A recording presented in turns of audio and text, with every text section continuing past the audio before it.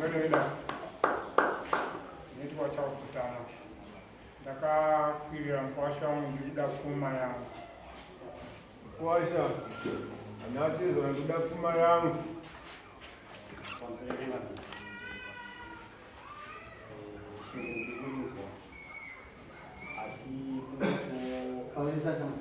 asi kungoti kuvarairwawo nekuti asisioni zvakaitika zvacho zvakandisiya nekuti zvakatorwa mukadzi wangu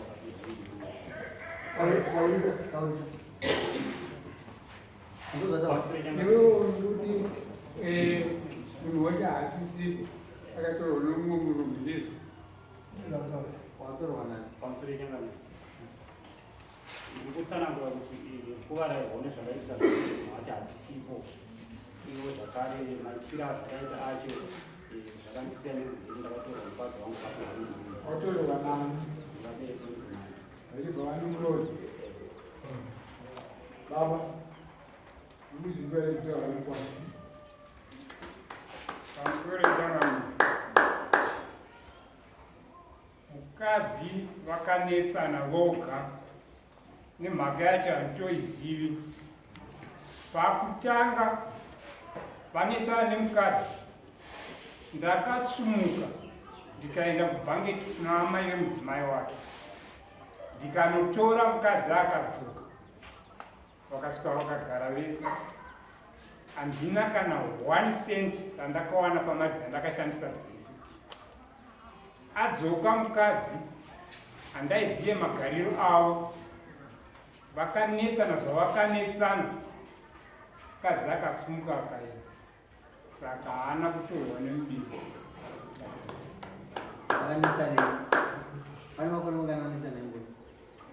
Ndi 2013 pavakagara vese.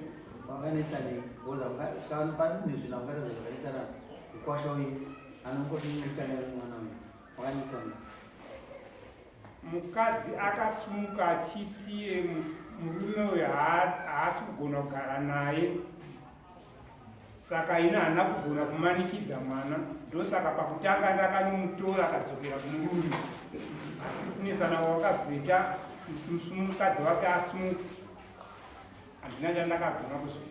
Makarodza hema.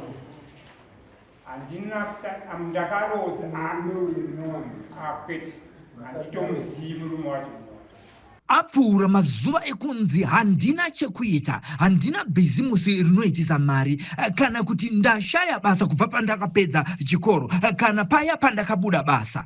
Unogona kutanga nhasi chaiye nemari shoma shoma inokwana foni chaiyo. Pamunashe Bells wholesale yemabhero emhando dzese tinadzo. Mabhero anotengeseka akanaka akaita kudirana kuita matutu nematutu achitangira pa 130, 150 ne180 zvichikwira.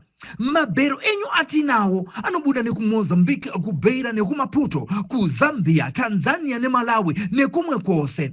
Munosarudza bhero ramunoda rine hembe dzevarume, dzevakadzi, dzevana uye nemabedding stuff zvese kane munozviwana. Mabhero tinounza kwese kwamuri nationwide muZimbabwe. You pay on delivery. Bhero rashika. Vanoda kutibata pamunashe Bells.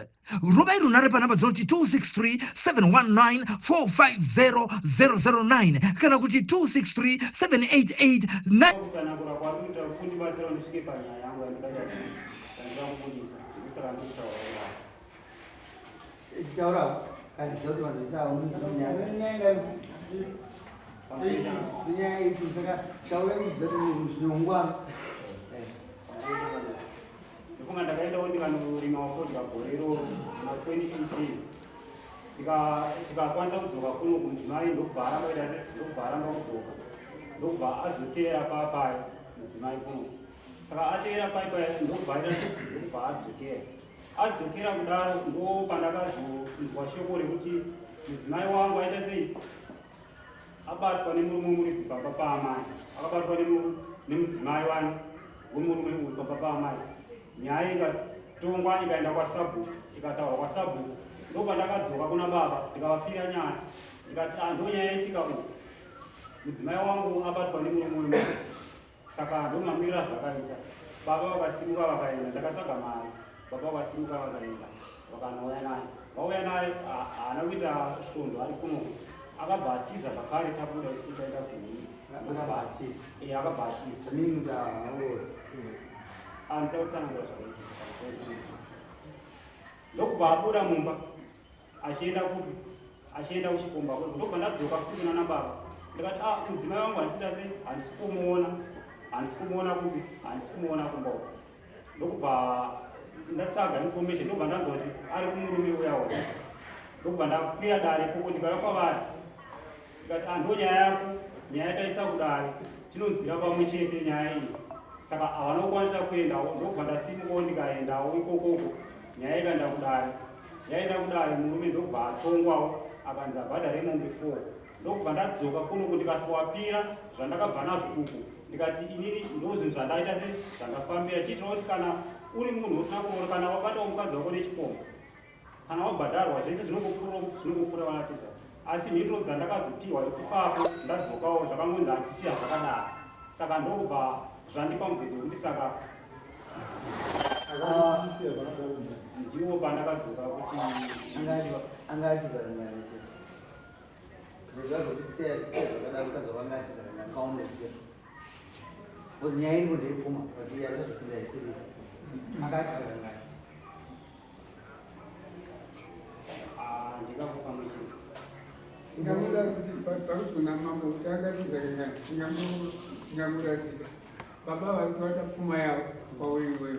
Wakataka kutora mukadzi mwana wavava chicho wakaita pakuroora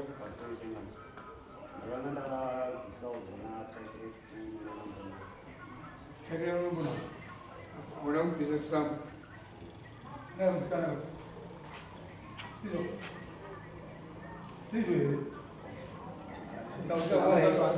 uomesero angari musikana here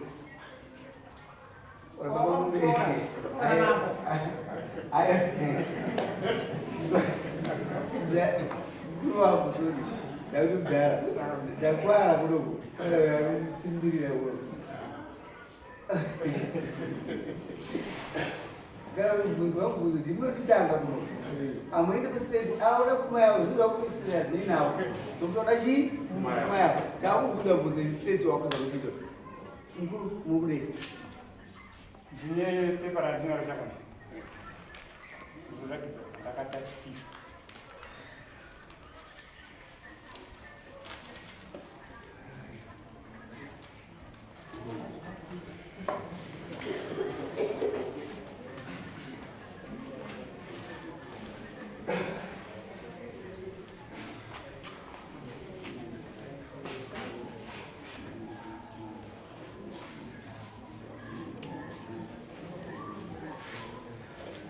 ndoverenga zvangu vanoda mombe 5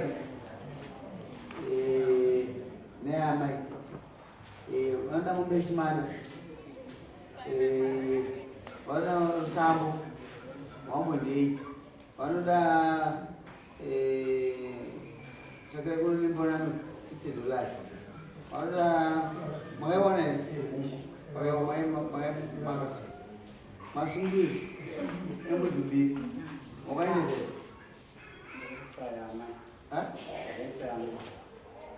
wakaenda yana sakasara wana yazvaona baba kasapa manje taakuita zviripo nokuti akabatwa nezvikombandi akaenda une mombe 4 isi taakuita zviripo mwana wenyu atokumuruma ndi ndizvozvoka baba haisi mauswa akumurume saka akutisira mombe 3 nembudzi chete yakasara mazitadzo masungiro nditi ane mwana here mombe danga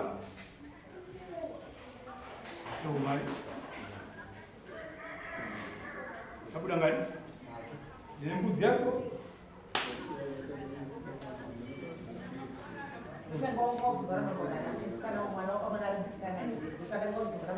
takupai mombe idzi Nokuti akafa kutora mombe boyfriend Chigoenda kwa kuna baba. Saka boyfriend ingori imwe chete ine murume ine mwana wenyu. Saka chitira pfuma yemundani une ungabata mombe dzake 3 nene mbudzi imwe chete. Ndizvo apedzi. Mombe imwe chete. Price nyamba. Munobira mari. As the little mombe goes.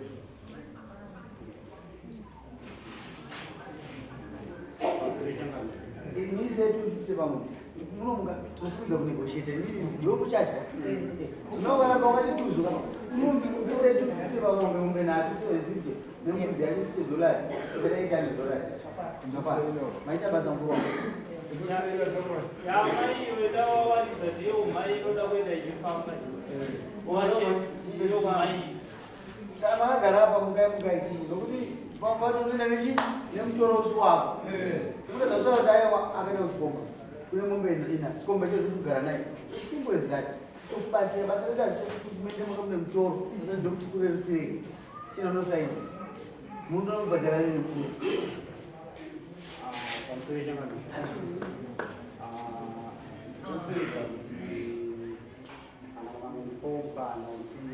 mukana utoripo panzapa nokoisokoisokoisokoika mukana uripo taura chizo Funza kuti vakandikomba kuti kana kusangana nanani nina mhanya pari zvinhu zvakati mise imei yacho mombe dzese dzozo dzese namei matombo Tipe vamwe. Ayo,